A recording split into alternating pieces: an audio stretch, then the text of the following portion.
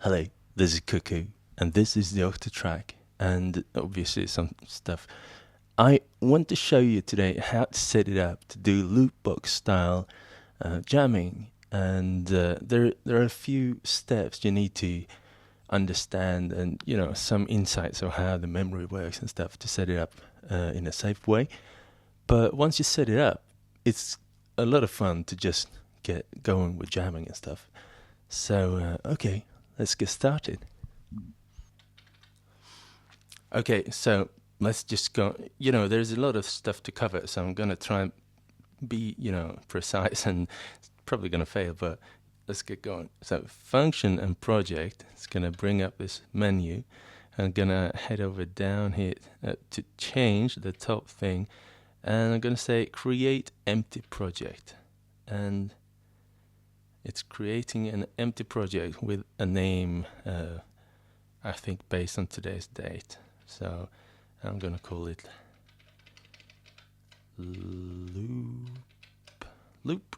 Okay. So it's setting up the recording buffers and a lot of stuff, and just making it ready on the disk. You can see here that the disk card status is flashing, indicating that it's writing, and now it's green, so it's just all is finished. So first thing I'm going to do is I'm going to connect this microphone and this microphone. This for the piano and this for the vocals, obviously. And this is, I split it so it's going directly to my Zoom recorder and to one of these cables. Let's see which ones. So first thing, go into the mixer and connect some stuff. Let's take this gray cable and see which one it is. So it's connected, and we can see it's flashing here. So there's something, it's picking up my voice. Yeah, it's this one. I put it in here in the, let's see, D, in port number D. So it's going to be here somewhere. Gain, direct, Q. So I can select to hear what's coming in here directly. This is like a direct monitor. And I know that I put into the port number D, yeah. And so I'm going to put the direct monitoring here, and there it goes. Yeah, I can hear it directly now. I'm just taking it away.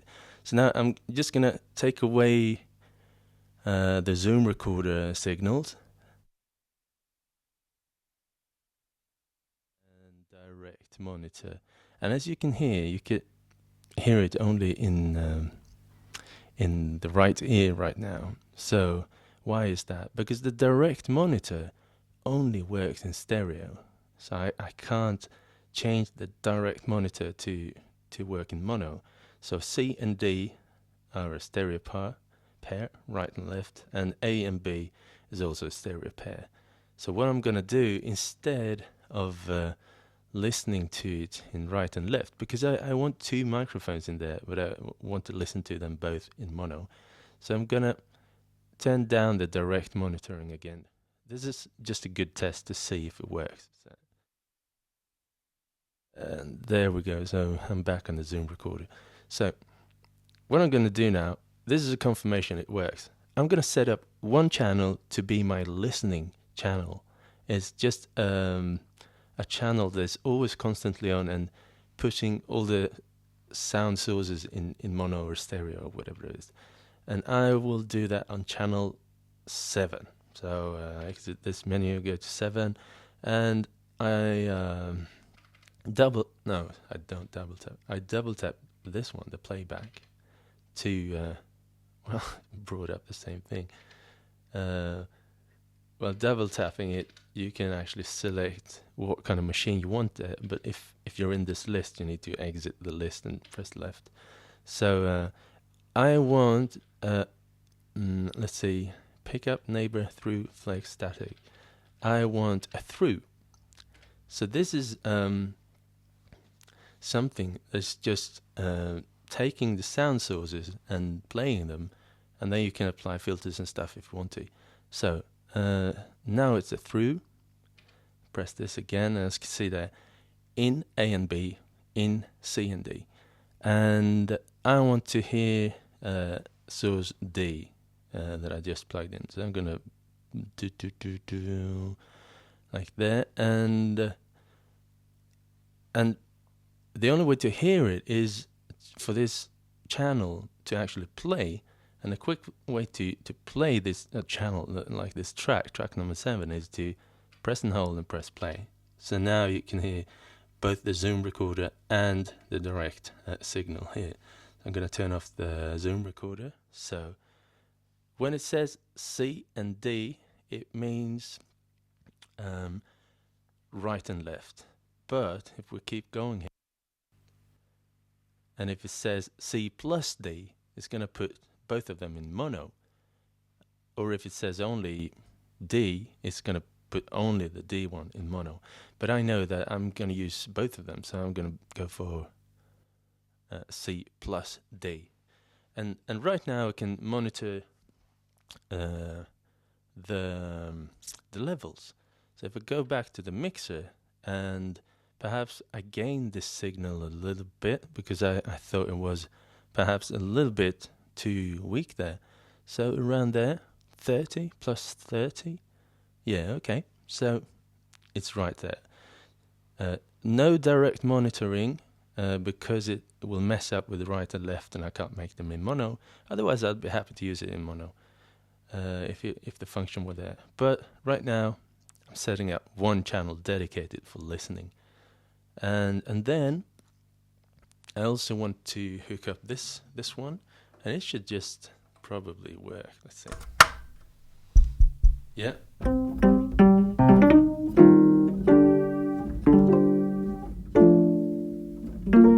Yeah. Okay. So because these microphones are very close, you're gonna pick up my voice in this as well, a little bit. Okay. So what about the next one? A and B. Let's put in something there as well. Yeah, jack it in there. To have this little tenori on. Yeah, let's see.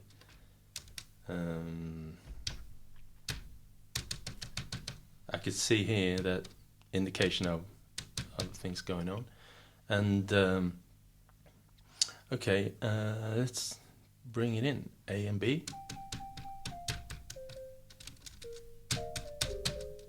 Yeah, perhaps a little bit low. Yeah, perhaps a little bit low. Go into the mixer again and make sure that the input signal is gained accordingly.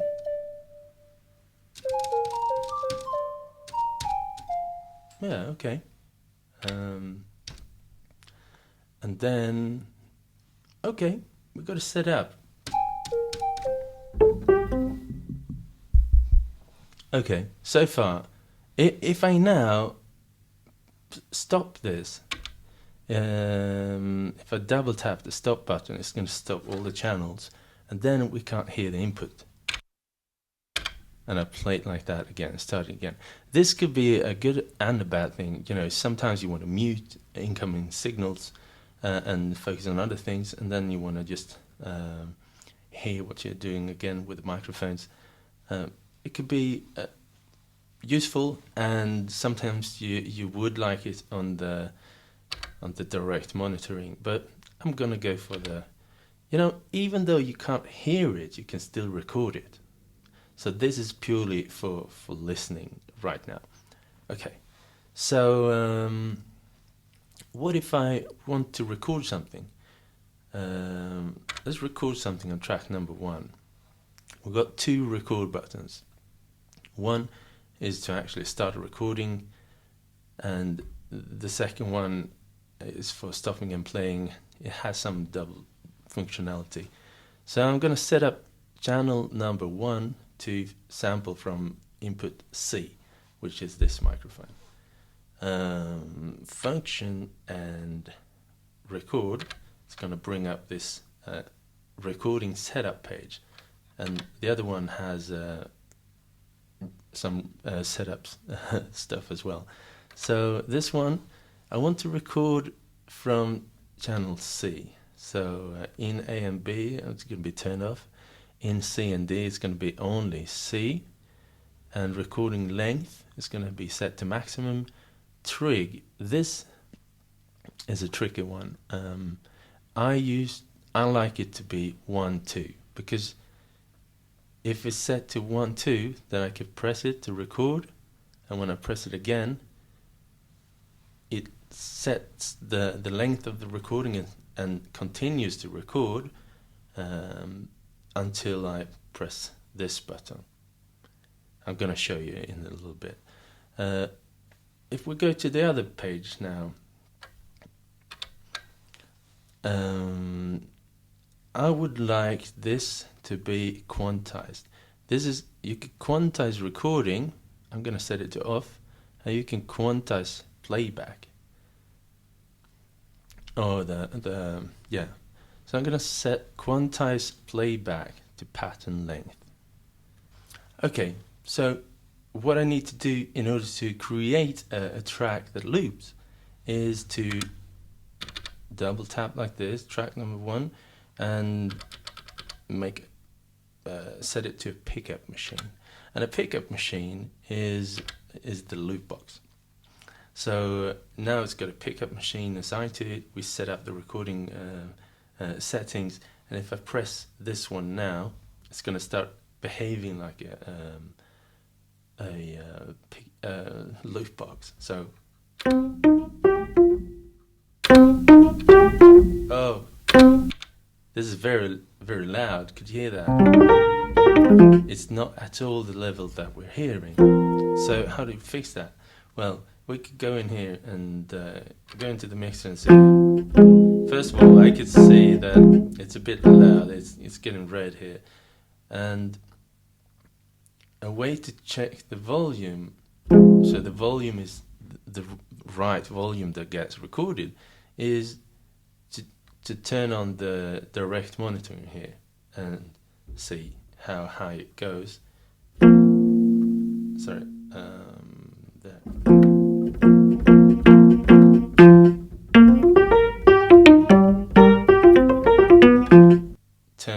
Turn it up. You can hear it's really, really loud.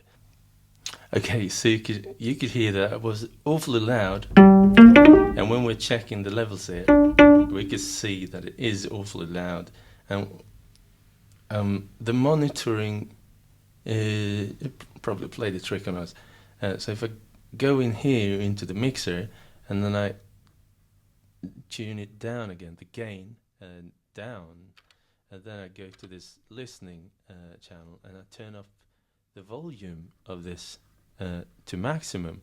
I think the maximum volume here is actually the volume that's getting recorded. So this is a much better indication of what's going to be recorded. Sorry about that.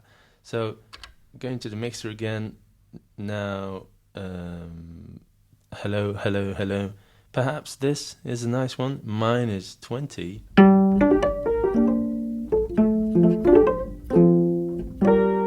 Okay, let's try it again now. So what I did now, I had this gain set up awfully loud, and then I had this set up very low, so I was hearing a different volume, the volume that's going to be recorded. So I adjusted the listening volume, setting it all up to the maximum, and the mixer, I'm tuning down the gain, probably on the other one as well. We'll see. Okay, so back again. Track number 1, press here and record.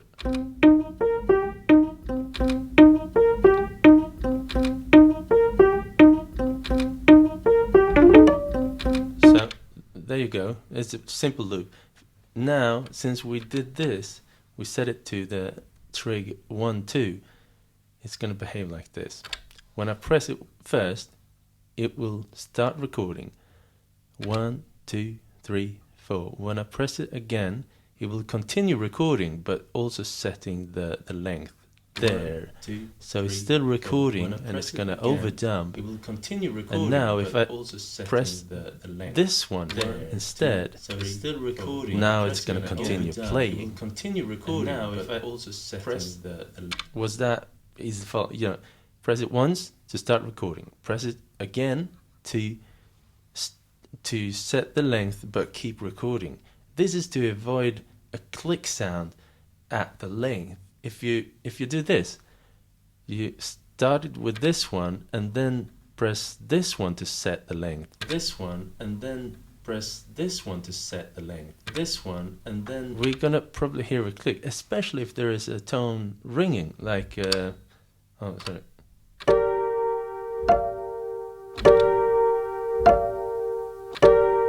It's gonna be immediately cut off. Immediately cut off. So you know, whatever makes sense. Most of the time I tend to press this first and then press it again if there is overlapping, and then press this to keep playing. So if I make a little loop now, it'd be like a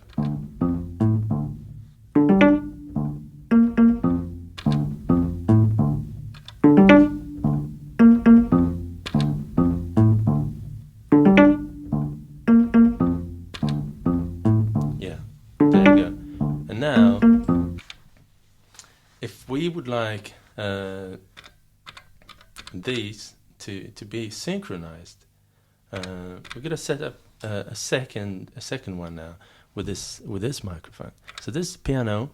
This one is also a pickup machine, and when we want to set up this, we're gonna turn off the A and B. We only want to use the C, right? So no, this is C, this is D. There you go. So piano, vocals, 1 2, loop on, and quantize playback. So if I start this one to recording, 1 2 and 3 4, 1 2 and 3 4, 1 2 and 3 4. At any time now, I can overdub with this button. 3 4. 1 2 3 4 5. 1 2 3 4 5. 1 2 3 4 5. 1 2 3 4 5. 1 2 3 4 5. 1 2 3. Yeah, so you get the idea. And one thing to learn is that if you tap this the third time, you're gonna record while also erasing. 1 2 3 and 1 2 3 and 1. Right now, we've got one recording, right? 1. I can overdub 3 and 1 2 3 4 5 6 7 1 2 3 4 5 6 7 1 2 3 4 5 6 7 but if I now press this again, so we can see 3 5 6 7 1 2 3 4 first one recording 1 2 now first one recording 1 2 now, and first one records an X there. It's an X there. So if there is something in the buffer and you're recording, you are I'm pressing this again. It's an X. I'm pressing this again. So now it's recording. So now it's recording while it's also erasing. While it's also erasing all the time.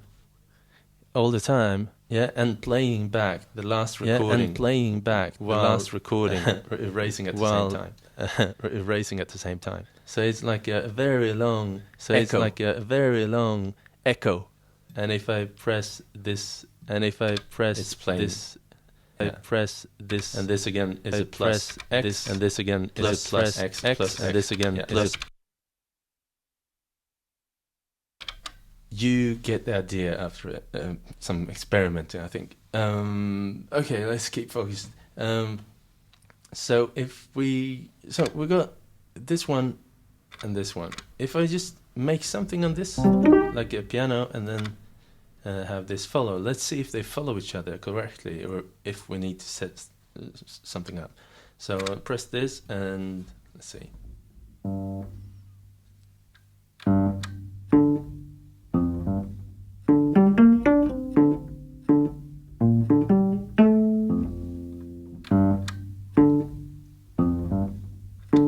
Go over here. We want to say something. We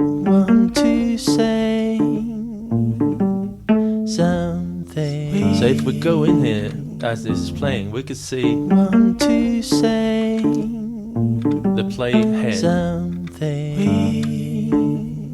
Yeah, so they were in sync. And on the second page here, since the quantized playback is set to pattern length, it's going to be in sync. So if I do this again, and I start recording somewhere in the middle on the second track, it's still gonna be synchronized. Now check this out. I'm gonna keep this page open, and I'm gonna start here again. Okay.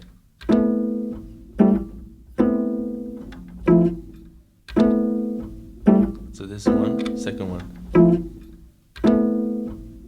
We get to say we get to say you can see when there were two arrows, the second arrow is actually the one recording. The second arrow is actually the one recording. Yeah. So there are a number of ways to monitor visually what's going on. Okay, so we've got two channels now. Yeah, let's see.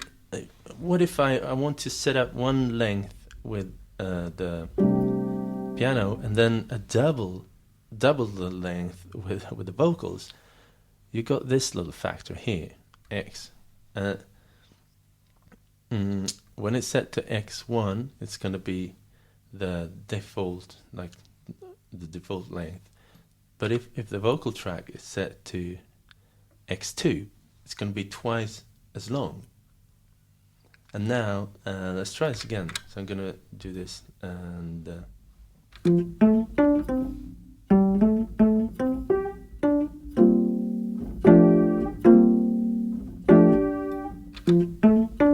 very nice looping point.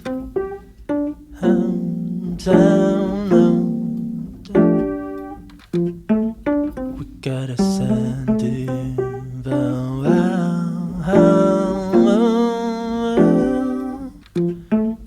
And now, could you see that memory? I knew that it was going to happen. I was going to show you. It said recording memory full. And this is very, very important to know, that you could decide where you want the memory resources to go. So if you want to make very long loops with the loop boxes, it can't be as, I think it's using the RAM memory, so it can't exceed the RAM memory. So let's do this again after we've fixed the memory. We're going to the function and project, and then going to system, controlled memory. Okay, we can see this little bar here on the side. It indicates how much memory is being used. So right now there's a good chunk of memory is not being used. I'm going down here and say, let's see, reserve length, and it's now set to 16 seconds. So if we exceed 16 seconds, it's going to be memory full. And as I increase this, you're going to see this bar going up here. So what about like 40 seconds? Could be a good thing. Okay, I'm going to press yes, and I'm going to press no to exit the menu here. And then it's going to say playback will be stopped, and it's going to, unsaved record buffers will be lost. So this is just a setting that we need to do. Yes.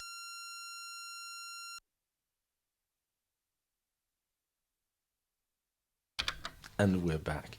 So it had to go in there and change the files and change the length of the sound buffers and stuff. So, okay, let's do this again. So we were recording one track here, and then a second, twice as long track here. Let's try that.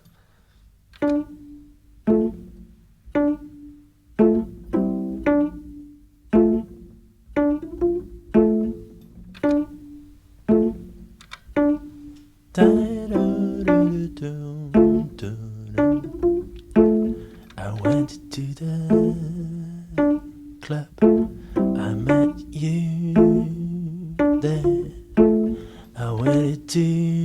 the street. I met you there as well. I went to the club. I met you there.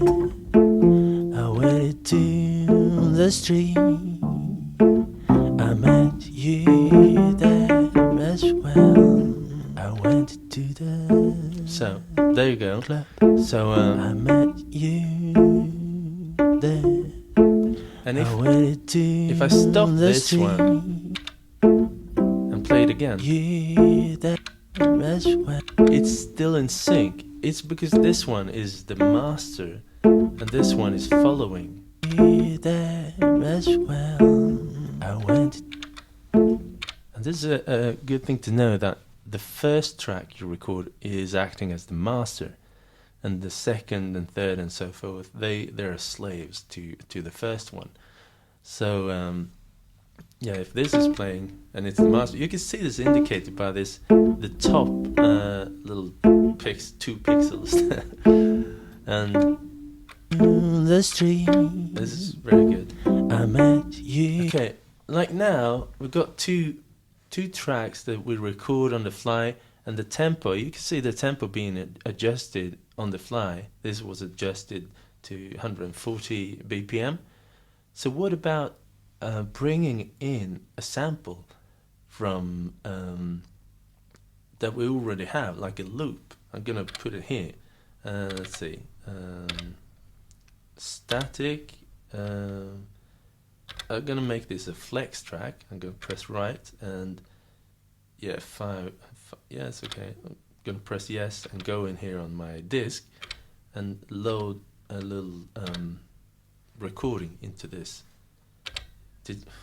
I was awful explanation. A double tap here, press left if you need to go into the machine list. I'm gonna assign the flex machine onto track number 5. Press right to enter the file list of sounds that you want to, to the actual list of sounds that's already loaded. Press the one that you want to load something into, press right and start browsing, press yes to load it in there. Was that an unnecessarily stupid explanation of me? Yeah, I don't know. So there is a thing there, and it sounds like this.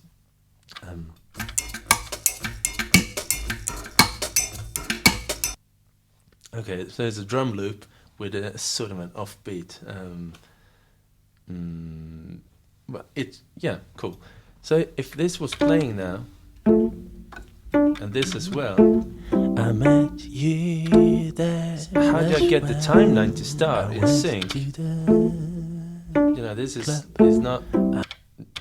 Yeah, do I have to? No, there is a way to start the timeline, because when I'm working with loopboxes, I don't need to work with the timeline at all. But if I want to mix loopbox stuff with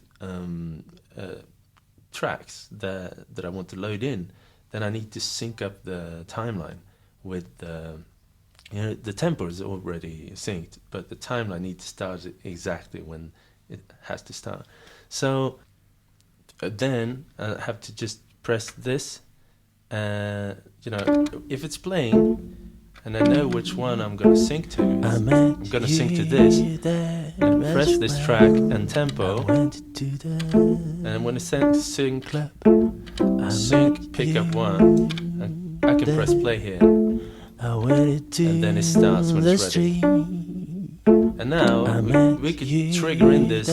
Oh, sorry. I met you there. Perhaps I could. I met you there as well. I went to the club. I met you there. I went to the street. I met you. Yeah. And, you know, you could hear that this particular loop was maybe not the best to illustrate the things being in sync because of this triplet feeling. But okay, so yeah, we could prepare all of them. You know, here there's a pickup machine there, and this one is the the drums. This could be a pickup machine as well. This one is the through, and this one could be the master if we want to. And one thing that I've done in some of my videos is like capture the vocal and make it sort of a looping thing, and then pitching it. A way to do that is, right now the sound is coming in here on track number 7, and we've got effects here that are free to use. And if we use the delay, now we've got a delay on track number 7, and if the feedback is long, yeah. If we double tap this delay now on effect 2, there is one thing called lock. If I use the lock function, it means that whenever send is 0, it's going to be locked. Yeah, and it's going to use the feedback. So if I turn it up to maximum, yeah, I could use that. And while it's looping, I could change the time of the delay.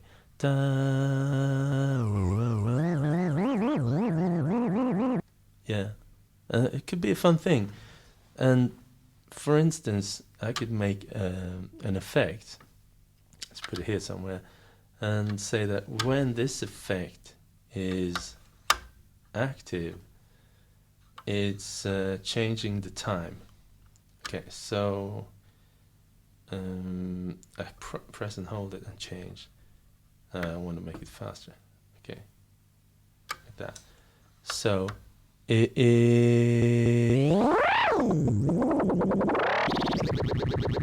Yeah, you could hear that when I was doing this.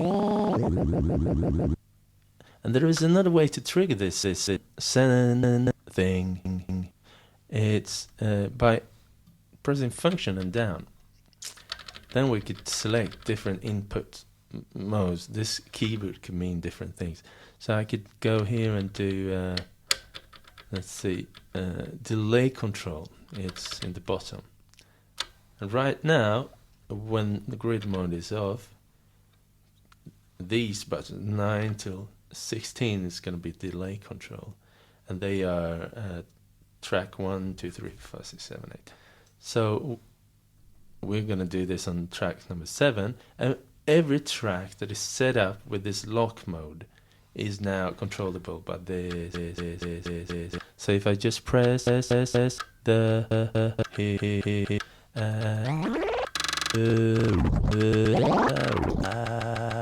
you know, I could use it because it's a lot of fun, but you know, you use it up and it becomes too much of a cool effect. Yeah, but if you use it with a subtle touch, then you know that you can cut it later.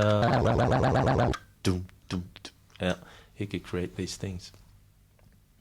Okay, I also want to show you that what if you want to record this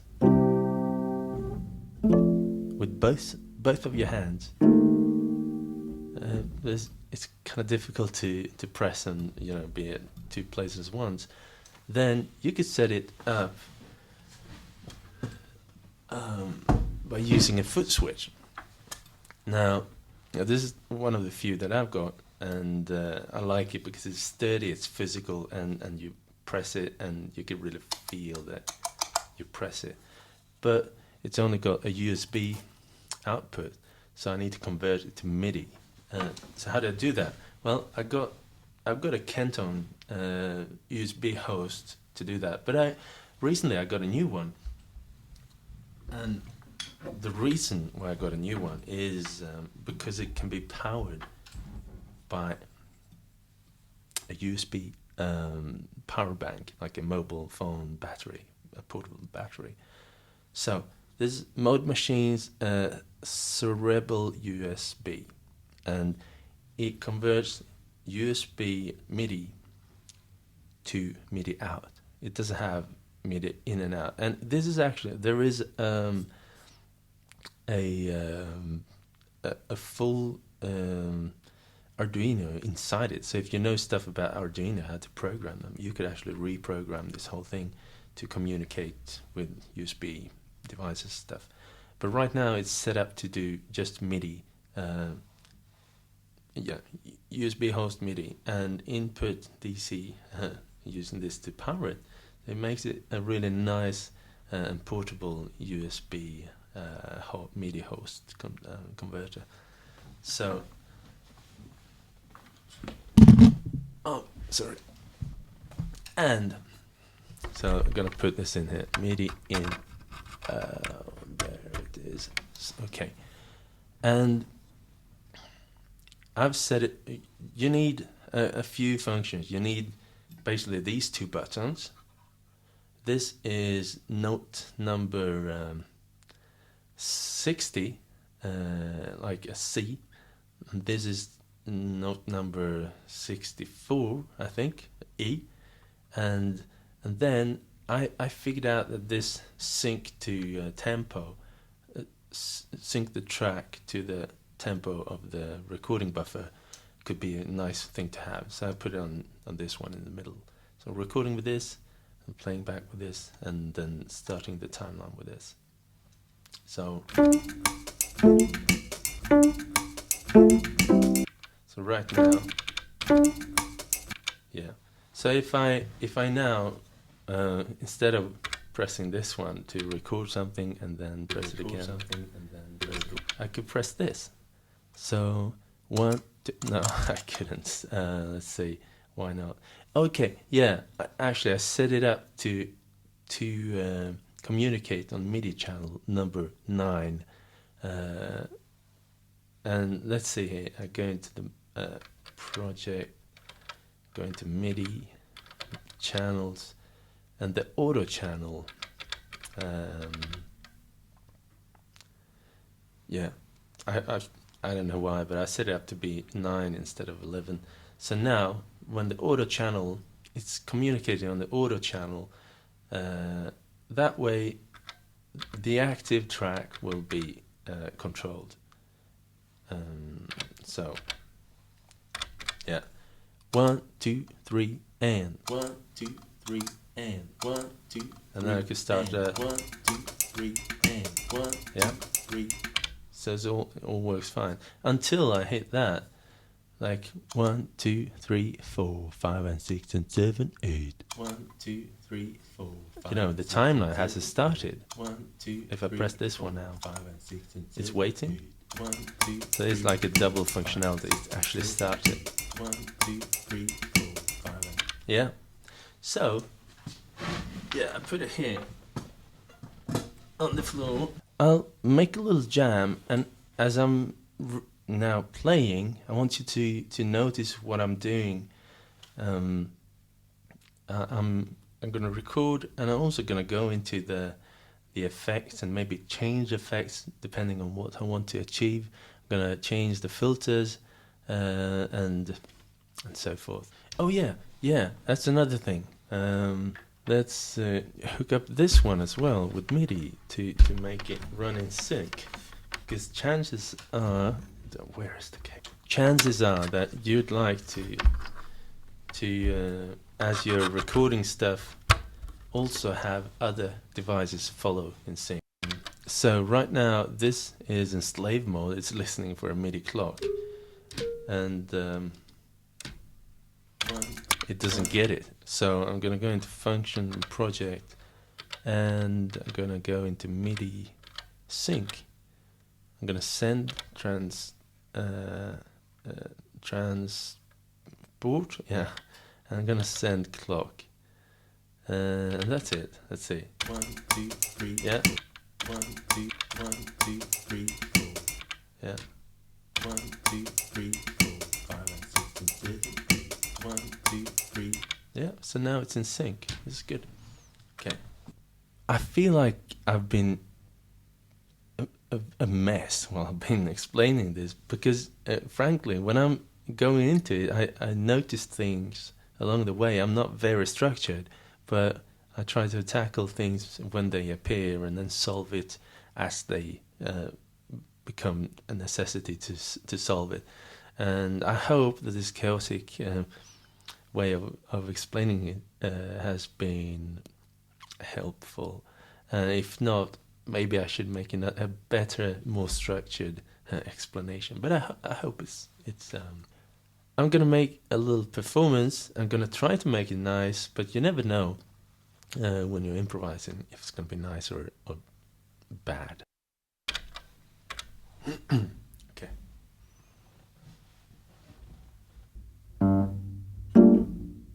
Okay.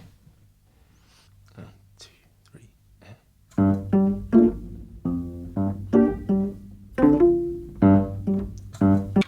You know, timing is really important when you do looping. If you've got sloppy timing like me, well, it's kind of difficult. So 1, 2, 3.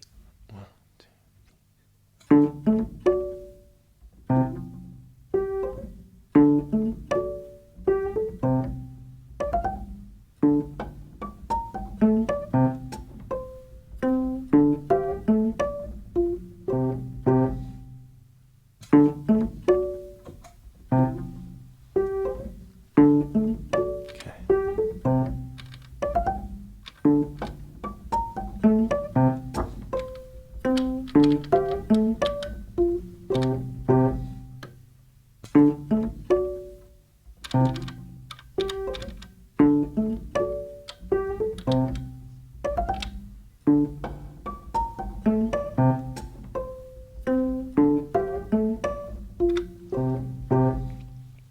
Several days a week I go sad. Several days a week I think about you. Several days a week I go sad. Several days a week I think about you. Ooh, ooh, ooh, ooh,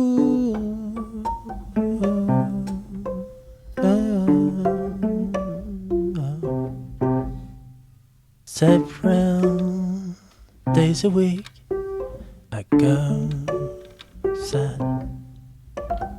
Several days a week I think about you.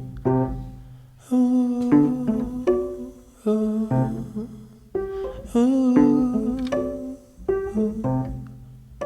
ooh,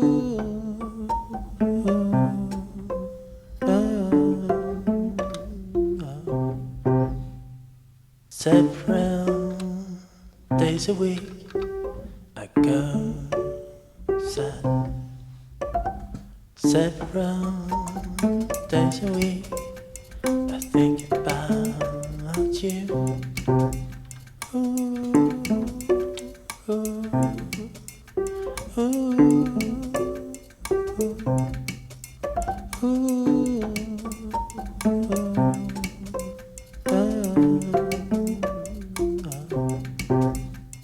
Several days a week I go sad. Several days a week I think about you. Ooh, ooh, ooh, ooh,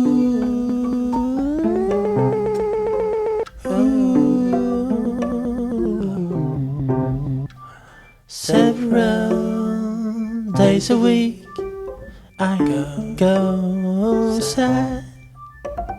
Several days a week I think about you. It's not your fault that I think of sadness when I think of you. It's not your fault. Several days a week I go sad. Several days a week, yeah, I think about you. Ooh, ooh, ooh,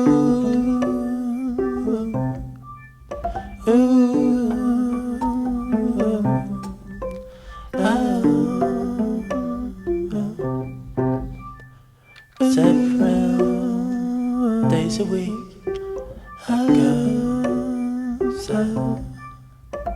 Several days a week I think about you. Ooh,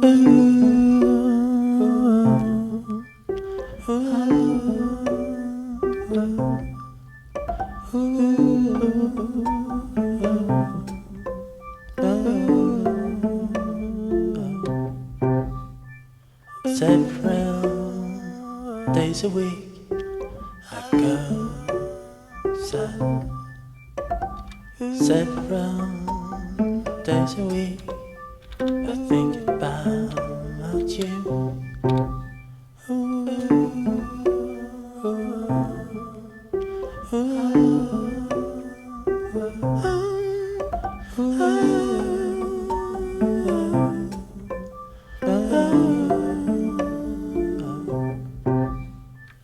Several days a week I go sad. Several days a week I think about you.